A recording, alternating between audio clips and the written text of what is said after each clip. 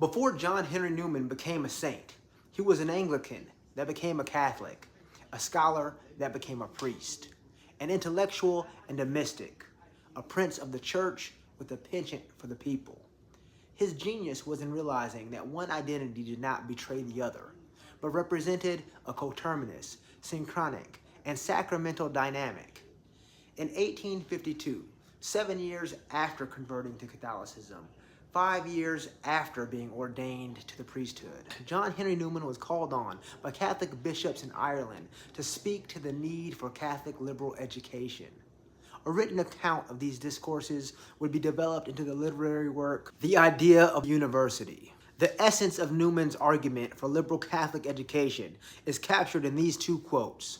If the Catholic faith is true, a university cannot exist externally to the Catholic pale. And the very name university is inconsistent with restriction of any kind. For Newman, faith and university education were united in their underlying quest for truth.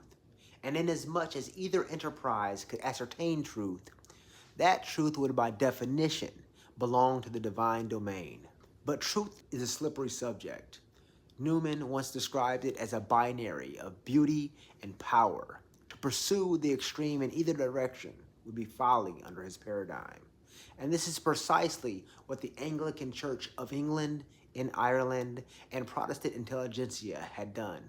They had gone too far in adopting the secular model of liberal education proffered by the emerging scientific establishment. Newman argued that excluding the spiritual component and basis of knowledge from intellectual discourse was a fundamental impediment to truth and a surefire path to half-formed and superficial postulates. In section 1 of Discourse 9, John Henry Newman explains that university education implies universality, and therefore should represent the full scope of knowledge. This concept of universality has traditionally been opposed by the secular approach to scientific thought that limits knowledge to the domain of empirical observation and replicable experiment. From the time of the scientific revolution, the promise of science has been in its utility as a means to produce technology, but also in its epistemological capacity to produce certainty, quantifiable and absolute. St. John Henry Cardinal Newman was a visionary who recognized that despite the dominant intellectual paradigm, even science at its core emanated from its existential mystery. This insight was so profound and prophetic that it resounds in contemporary scientific discourse, where secularism thrives, but rationalism and materialism have been rendered obsolete. Today, theoretical physicists view uncertainty as a feature of reality.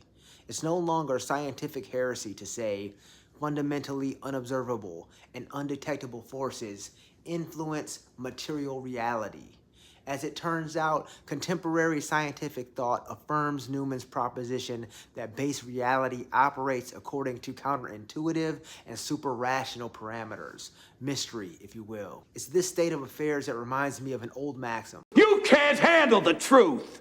Newman recognized that truth exists, but is never presented as such.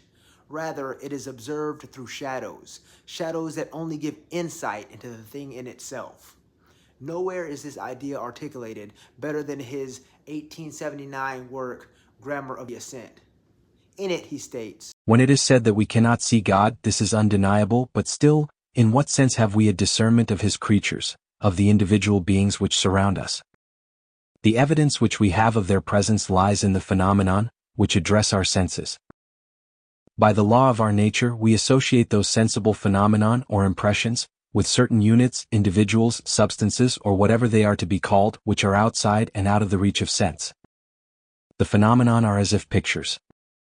But at the same time, they give us no exact measure or character of the unknown things beyond them.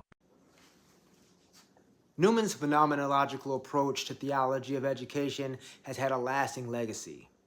His work was instrumental in developing an intellectual framework for the Catholic University, Vatican II reforms, and the development of a contemporary, enculturated, contextual, and sacramental model of social action, as well as evangelism. The Church continues to move forward towards a missiology of encounter at the periphery of power and privilege. It is a testament to the utility of John Henry Newman's theology that it made Catholic education palatable to elites in the hallowed halls of academia, but it is now required to make Catholic thought palatable for the traditionally marginalized at the grassroots level. Indigenous people in underdeveloped countries and individuals in traditionally marginalized communities, unlike secular intelligentsia, often embrace charismatic and prophetic religiosity.